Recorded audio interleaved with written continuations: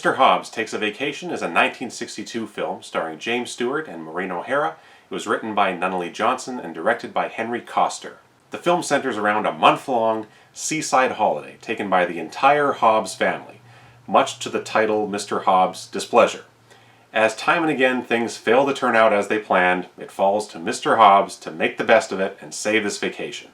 I want to start off by saying Jimmy Stewart is one of my favorite actors of all time. And now that I say that, I realize it might have made more sense to pick one of my favorite Jimmy Stewart movies as the first of his long filmography to review. But regardless what movie he's in, I think he always brings such a great charm and inherent likability and is a very unique actor. No one sounds like him, naturally at least. I know he used to be one of the most imitated actors out there. And the thing is that it just you see, I just don't understand it. And not many people could have had the success he had in so many genres over such a long period of time. But I think Mr. Hobbs Takes a Vacation is an interesting film, besides being a very funny comedy as well. But it's interesting to me in the place it falls in Jimmy Stewart's career, and kind of depicts his changing persona at that point in his life.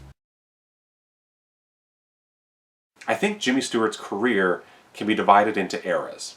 The first being the 1930s through the early 40s, where most of his time was spent in comedies, a few tearjerker dramas, his first Western, Destry Rides Again, which is kind of a comedy as well, and his first collaborations with Frank Capra. Of course, during World War II, he was out of the business as he was in the Air Force, but then the late 40s to 1950 was this in-between period for him.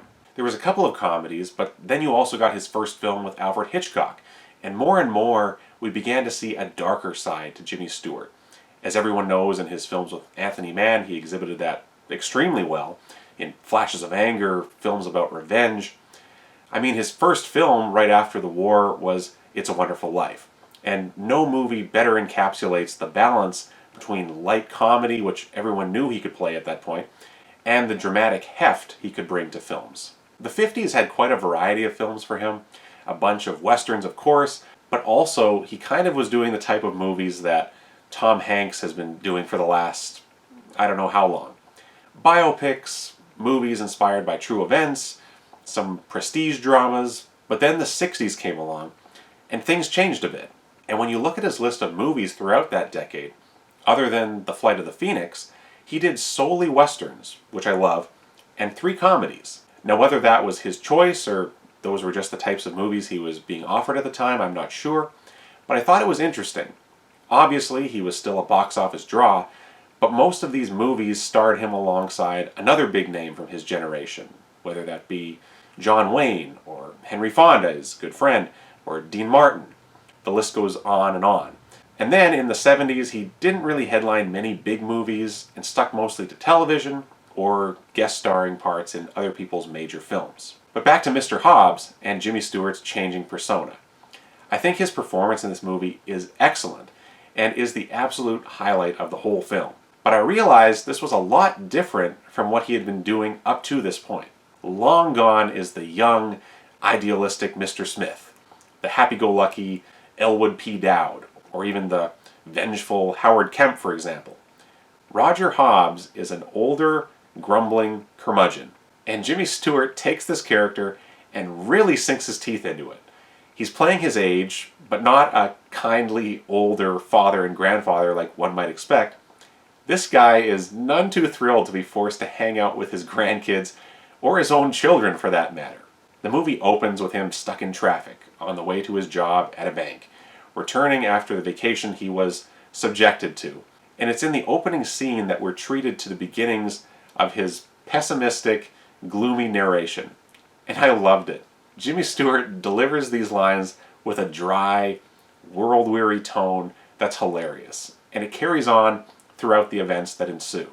Whenever his character ends up in a situation that could have some measure of danger to it, suddenly we hear his reading of either what he assumes his obituary will say, or how the newspaper article concerning his death will report it.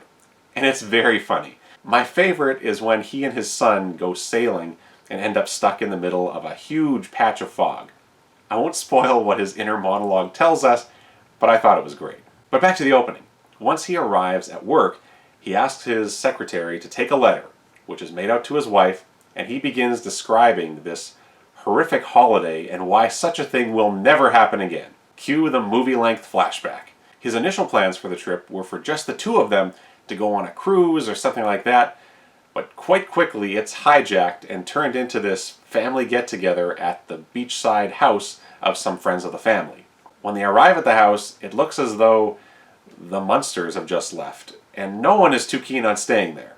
And that's just the beginning of their troubles. What follows from there on is a series of sitcom-style squabbles and problems, but all filmed in CinemaScope. It is a lot of fun, but the movie is nearly 2 hours, which is pretty long for a comedy, but it almost had to be to fit in the sheer number of characters. First of all, there's Maureen O'Hara, playing Mrs. Hobbs. I like Maureen O'Hara a lot. It's pretty much a prerequisite that if one is a John Wayne fan, you have to be a Maureen O'Hara fan as well. Her character isn't given a lot to do, and ends up mostly just being a sounding board for Mr. Hobbs' many frustrations. That's not entirely a bad thing. She and Jimmy Stewart have great chemistry together, and they did work together again a few years later in The Rare Breed, another Western bound for a rewatch for me. I especially enjoyed the two of them in the several scenes where they're debriefing at the end of the day before bed. The story of where they first met their son-in-law, which it turns out was at their daughter's wedding to him, is short but hilarious. Since it's a 60s movie with older leads, of course it also stars Fabian. Gotta bring in that teen market. He's fine playing a love interest to their youngest daughter, and he gets a chance to sing, again, not a surprise. And then there's all the kids, each with their own storylines and problems. Laurie Peters plays the youngest daughter, feeling very insecure about her new braces and not enjoying spending so much time around her parents. Michael Burns plays their son, who spends most of his time in his room watching old westerns on TV. For some reason that's played as an issue. I found it very relatable. Lily Gentle and Natalie Trundy play their other two daughters, both married, and their husbands are played by John Saxon and Josh Payne. And there's more problems going on there too. The one couple looks to be on the verge of splitting up, with the one son-in-law out of a job and not sure what to do next, and John Saxon is finding their female neighbor down the beach a little too interesting. And then throw in Reginald Gardiner playing a rich older man with his eye on Maureen O'Hara, and John McGiver and Marie Wilson as potential new employers for the unemployed son-in-law, and you've got a whole lot of characters and a whole lot of loose ends to tie up by the time credits roll. And they do it somehow. That does mean some storylines get short shrift and a couple of subplots get wrapped up very neatly with one line of dialogue each at the end, but that's by design, I think. It makes the vacation and the movie feel kind of harried and non-restful, and the ending establishes the message of this movie, even if it's a little muddled. All of these situations and crises are solved by Mr. Hobbs. While he might have felt unwanted by his children that still live at home and ignored by his married daughters and their kids, when they have trouble, he comes to the rescue, and each problem would not have turned out so nicely if it wasn't for him. A fact that his wife impresses upon him. And that's established very well. But the reason I say the message is muddled is that the framing device of the movie is that he's writing out this long, angry letter about how terrible this trip was. But by the time we see the whole story, we find out that it turned out pretty well in the end. I'm guessing the moral of this story wasn't too important in the writing of this script, but it's there to some extent, and by far the goal of this movie is to be a fun family comedy, and it delivers that completely. And before I finish this review, I have to give a shout out to John McGiver, who I mentioned briefly. His performance as Martin Turner, the extremely eccentric prospective employer, is fantastic. He's the complete opposite of Mr. Hobbs, but somehow the two of them end up going on an early morning birdwatching trip, and it's amazing.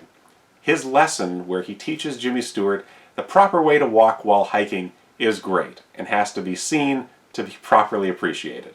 So, Mr. Hobbs Takes a Vacation is a fun, lightweight comedy featuring an excellent performance by Jimmy Stewart. It might not be essential viewing out of his long list of films, but it is very enjoyable. I recommend it. Thanks so much for watching my review. If you enjoyed it, please head on over to my channel, Hildebrand Productions, for more reviews. Thanks again, and adios for now.